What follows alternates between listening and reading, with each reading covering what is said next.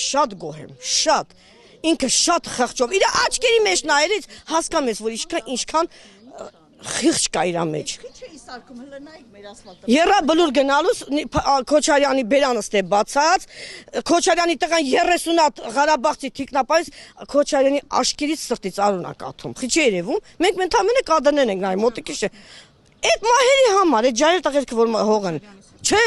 Նիկոլ Փաշինյանի։ Իսկ Քոչարյանը միջև ստե բերանը բացած գնում է, խիչի երևում ով է մտածում ազգի համար, մենակ դա հերիք է։